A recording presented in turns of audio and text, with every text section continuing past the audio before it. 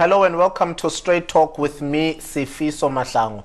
Today I bring you an interview with the former AU chairperson, former Minister of Health, former Minister of Foreign Affairs, Dr. Nkosazana Dlamini-Zuma, member of the ANC NEC and now member of Parliament. She's on a campaign to be the president of the ANC and ultimately the president of the country. She gives me this exclusive today. Dr. Dlamini-Zuma, welcome you to the show. Thank you. Yeah, thank you for speaking to ANN7. We've always wanted to have you.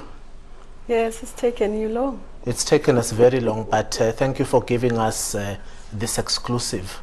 Mama, you're on the campaign trail. You're going from city to city, province to province in a presidential bid. Have you always desired to be the president of the ANC and ultimately the president of the Republic? No, actually. That has not been my long-term goal, no. But I've always desired to be of service to South Africans. And this has just come not as part of my career plan.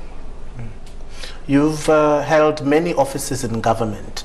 You've served in 3 administrations, President Mandela, former President Thabo Mbeki. Why is your campaign called Radical Economic Transformation Now or Never? Well, I think what I think should happen is that we should implement ANC policies. And one of the policies that was taken, the decision was taken about almost 5 years ago now, to transform our economy radically. Decision was taken in Mangaung by the ANC conference. So if you are the ANC president, you are going to be, together with your team, implement ANC policies. So that's why my campaign is about that, because that's an ANC policy.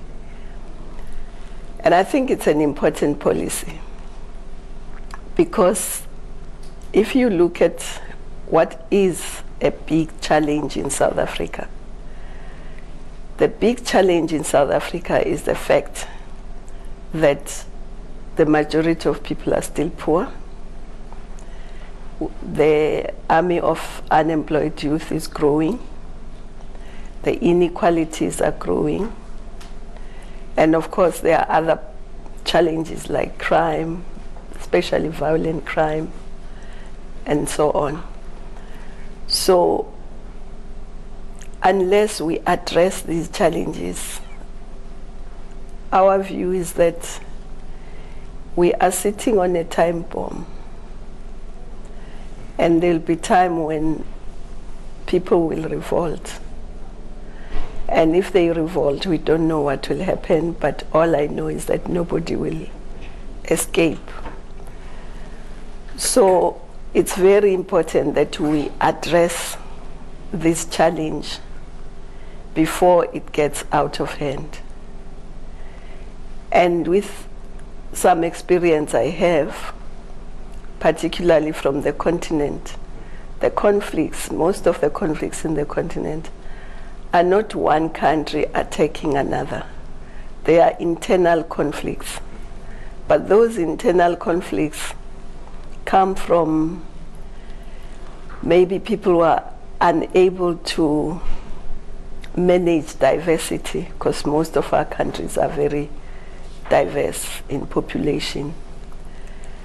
And secondly, it's people who feel marginalized, who feel they are not part of the economic activities of the country, or are not part of the political, they are not participating in the democracy in the country. And in the end, they rebel, they form rebellions, and they fight. So South Africa at the moment enjoys stability and peace though we can see signs of slight instability with protests, with violent crime and so on. So we want to avoid a situation where we can get into conflict because people are poor, because people are unemployed. And of course, if you also look in South Africa, the poor tend to be mainly black people, also mainly women, young people, of course children. And it's very important that we address that and address it in a sustainable manner. And again, if you look at our situation, we have probably more people on grants than on employment. And if more and more people are unemployed and more people go into grants, then it means the state will eventually not be able to pay for those grants, not be able to pay for the education, the health, all the things that the state needs to do. So it's very important that these challenges are really addressed. And if you look at young people in this country, if you are a child and you don't have parents or parents are not working, there is some grants that you get. If you are old and you don't have a pension from your work, the state gives you a grant. But if you are young, you are youth, you are unemployed, there is no safety net. So it's quite urgent that we address this issue of unemployment, of poverty, so that young people can begin to work. And if you don't pay attention to young people, it means you have no future. On that note, Mama, you've articulately defined the need for radical economic transformation.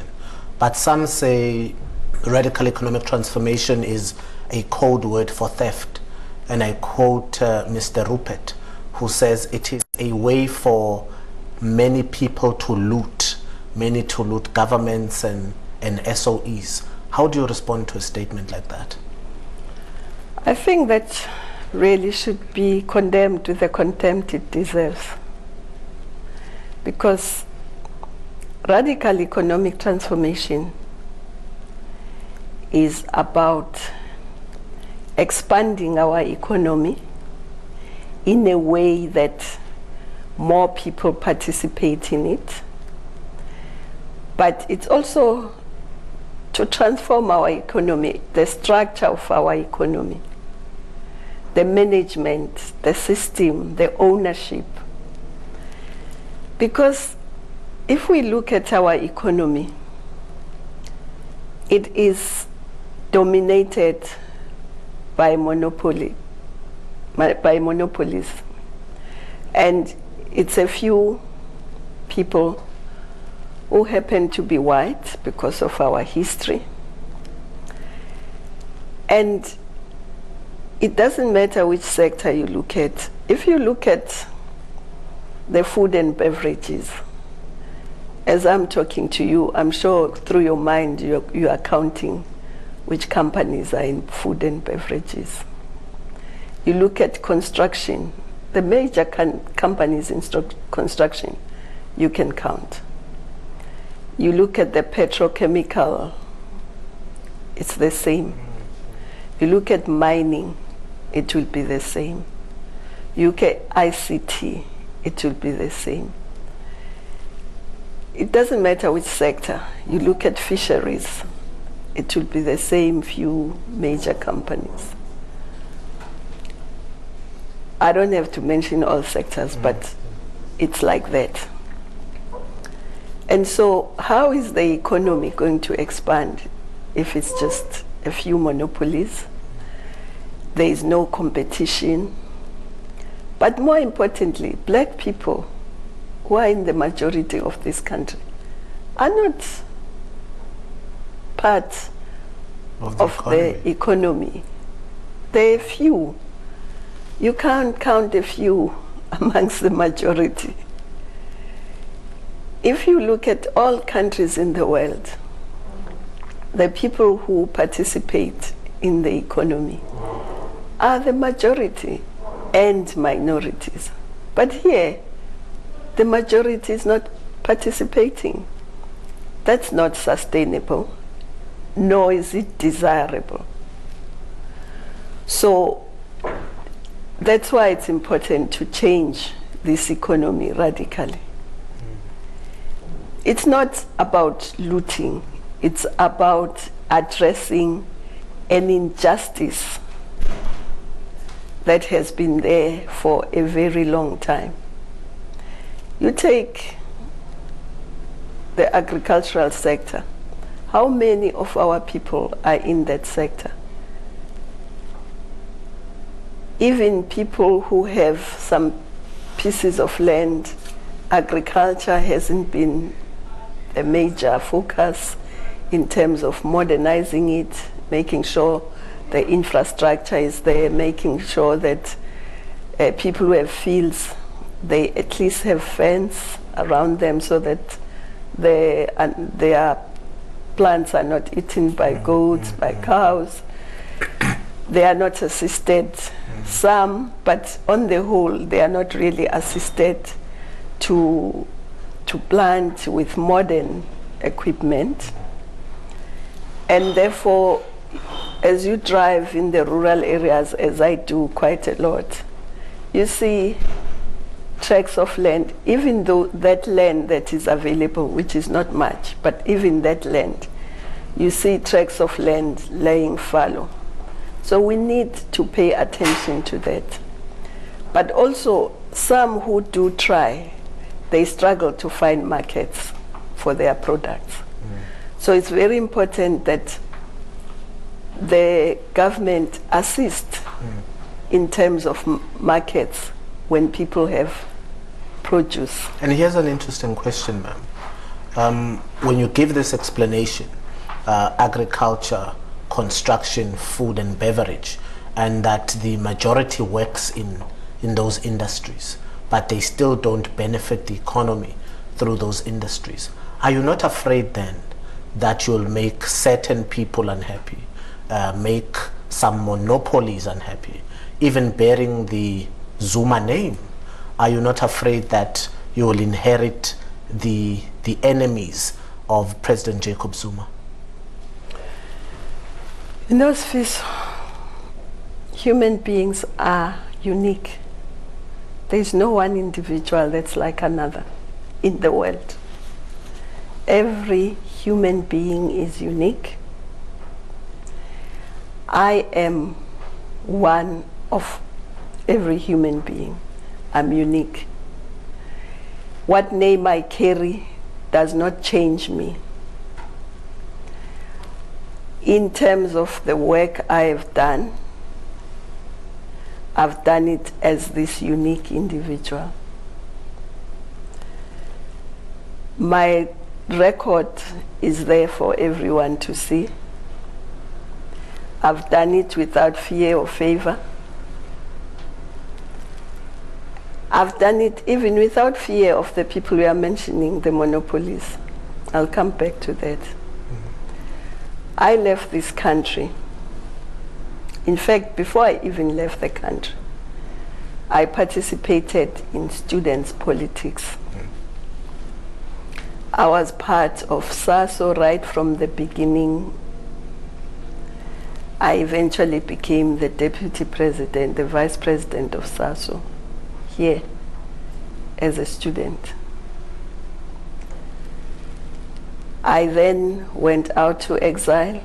I participated in the women's activities in youth.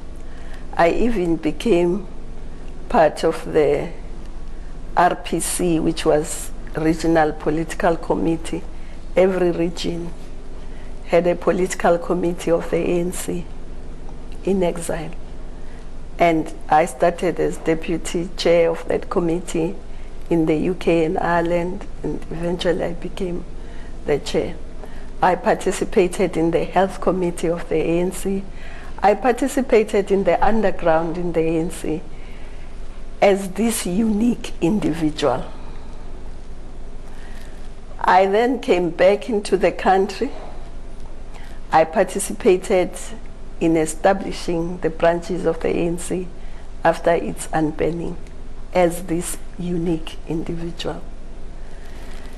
And I went on to go into government. You mentioned the departments I was in, and I participated as myself. Even now, I'm participating as this unique individual. I think people who are trying to link me to another individual are dishonest and disingenuous because they know the truth. As for fear, I really do not know why I should fear anyone. If I did not fear the apartheid regime, if I did not fear that system that could arrest you, kill you, do anything to you, and I was willing to fight, I don't know why I should fear now. And I don't fear because I'm not fighting anyone now. What I'm saying is that the status quo is unacceptable. The status quo is undesirable. The status quo is unsustainable. And anyone who loves South Africa, who loves this country, will not want this status quo of poverty, of unemployment, of inequality, of violent crime to continue.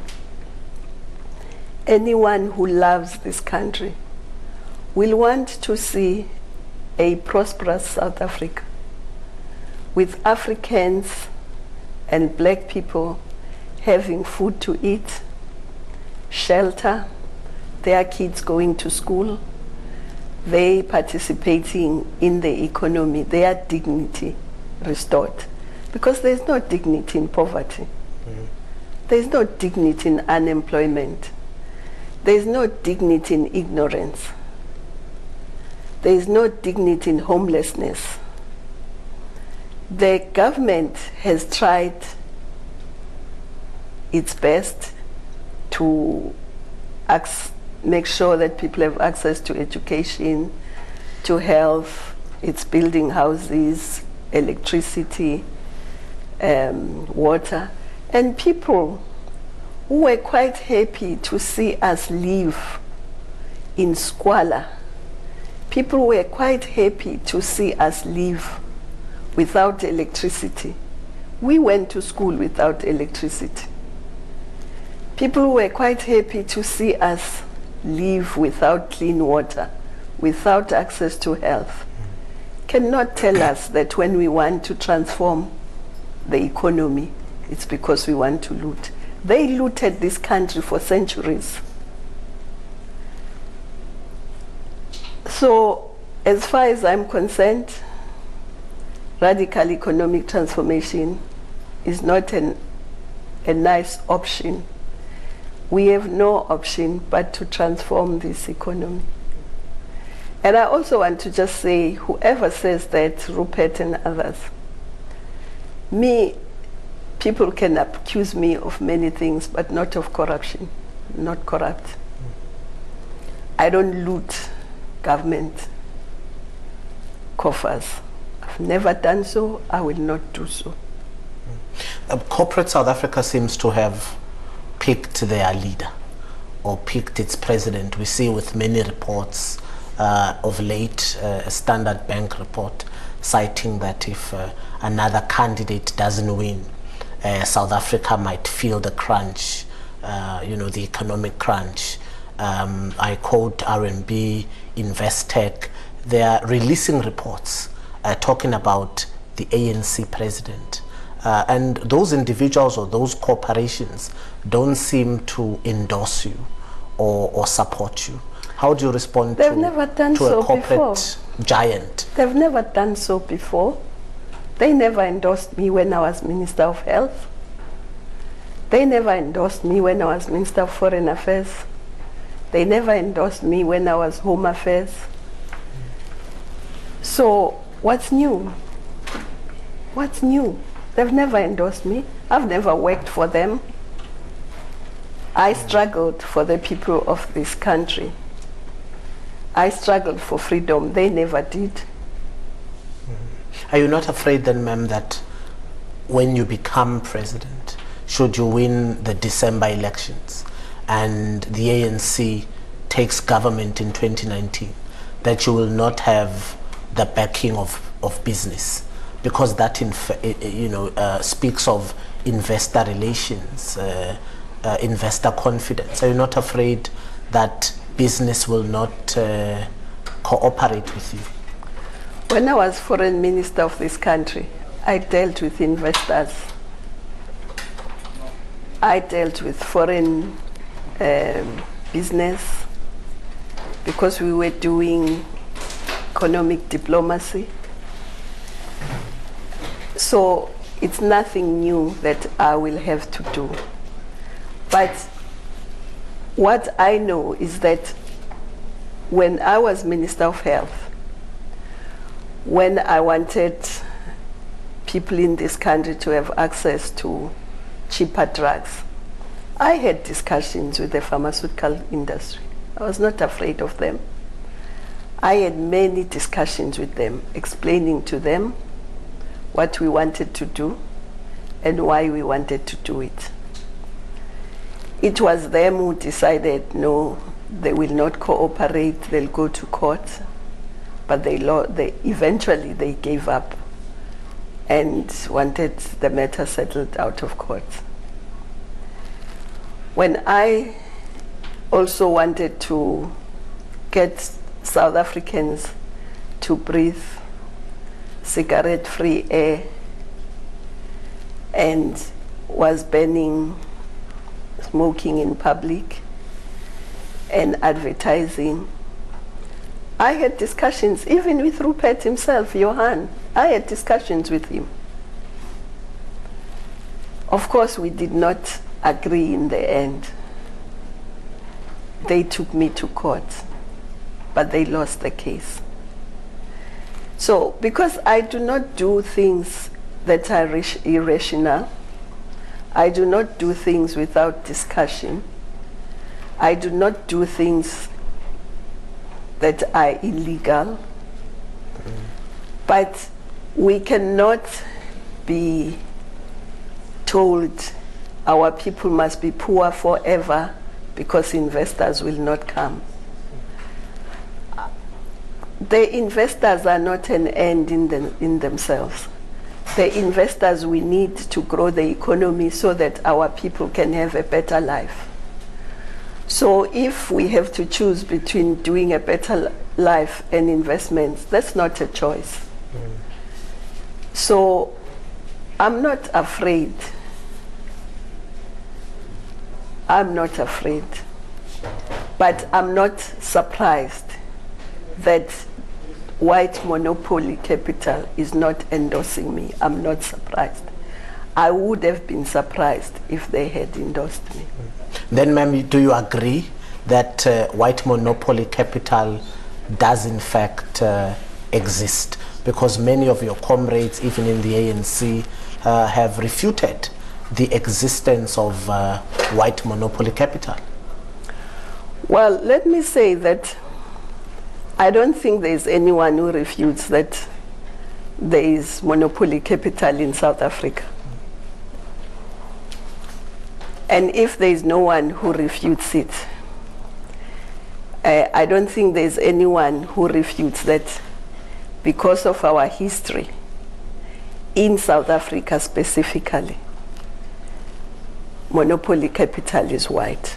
I don't think there's anyone who refutes that. Well, there have been in the past And the concern is many of those individuals come from the ANC also. But this is also a good question, Dr. Dlamini-Zuma. Well, I think if you look at monopoly capital generally, it's true that you can't say it is this color or that color. But South Africa is very unique in the sense that even our colonization, we called it colonization of a special type, because the colonizers never left. The colonizers lived here and made this their home. And all the monopolies that I was counting, which one is black? I don't know. None of them are black. So that's why we say in South Africa specifically, it is white. But generally, monopoly capital, you wouldn't put a color to it. There's been many policies in South Africa, many economic policies. And I name the Associated Shared Growth Initiative of South Africa, GIPSA, now Radical Economic Transformation. In 23 years, Mama, what has changed?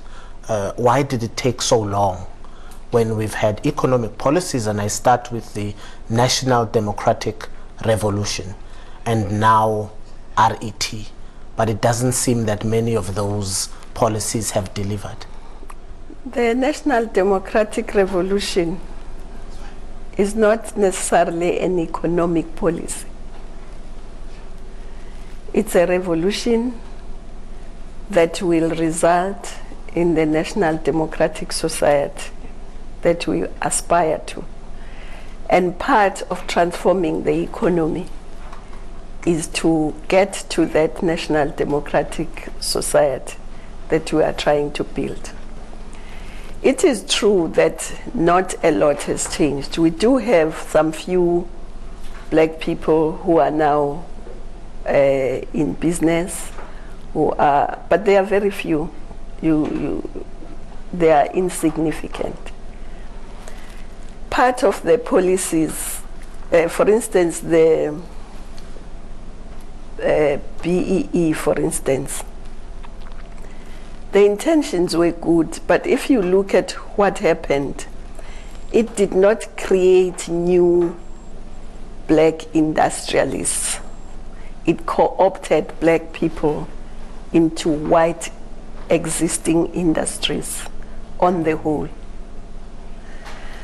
And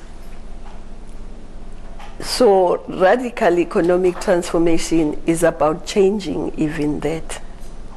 Yes, 23 years, you may say it's long in people's lives, but you must remember that what we are trying to correct is an injustice that has existed over centuries.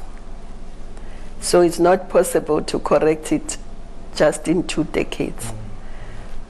But I think what is important is that now that the decision was taken in Mangaung, what we must be looking at now is implementation. And if I win, I will engage all the players, including business. In fact, I'll be engaging them even before. And I've met some of them. I'm not scared of them. We must just discuss, because if we agree that these are the challenges that are facing us, they must then come with solution, not with an individual. There's no individual that will change this country's economy. If that was possible, it would be changing now, because some of the individuals are in government as we speak. But there is no single individual. We all have to work together. In the ANC, in society, with business, with academia, because one of the things in order to implement radical economic transformation that must be done is a skills revolution. Our young people must have skills at all levels, from the high level skills of engineers and so on, We must have innovators, researchers, we must have technicians, we must have artisans, we must have all the skills that the economy needs. And therefore it's important to pay attention to education. Is our education producing people who are job creators or job seekers? We need both. We can't produce only job seekers. We must produce job creators, innovators. And so we need those skills. Even now, there are jobs sometimes that people have to get people from outside because we don't have enough skills inside the country. So that's an area that needs attention. So if I win, I will be engaging all players and explaining to them what are the challenges which they know themselves, and saying to them, as patriotic South Africans, what are the solutions? This is how we see things from the ANC. How do they see things? How do we tackle these challenges? Because that's the important thing, is to tackle the challenges that are facing this country. The crisis in this country is not about who wins in December. The crisis in this country is the majority of the people who are poor, people who are going hungry, kids who can't afford education. The crisis in this country is the growing army of unemployed young people, the growing inequality, the growing violence, especially very violent crime against women, against children. So this is the crisis that we must look at. The issue of people not being part of the mainstream economy, the majority of people being landless, that's the crisis in this country. It's not about who wins the election in about 30-something days of the ANC conference. I wish to close with this, Mama.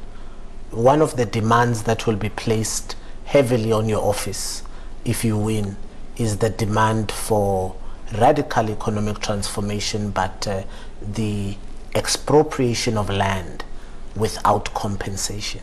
How are you going to handle that issue?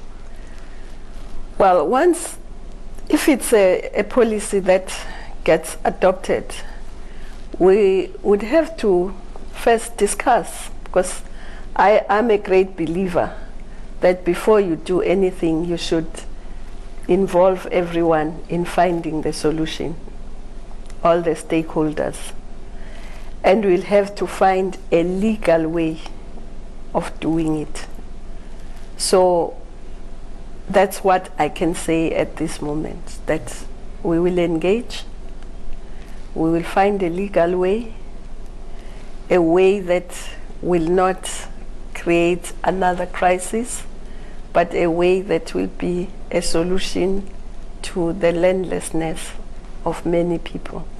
We're out of time, Dr. Dlamini, but if I may slip this one last question in, how do you see your campaign?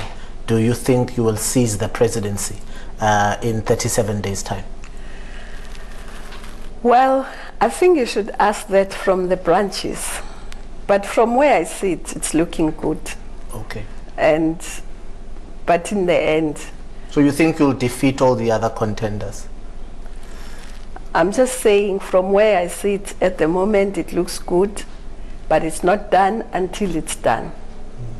We will only know when all the branches have made their nominations and all the delegates have made their mark at the conference.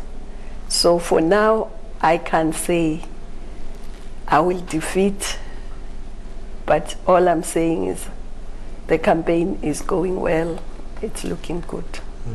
It's not done until it's done. Yes, it's not done until it's done. Dr. Dlamini-Zuma, thank you so much. I know you're very busy. Thank you for giving us this exclusive. You're welcome. Msibonga kakhulu. Nami ngiyabonga. And that was Dr. Dlamini-Zuma speaking to us in this exclusive interview. I am Sifiso Mahlangu. This is Straight Talk only on ANN7. It's a goodbye from me.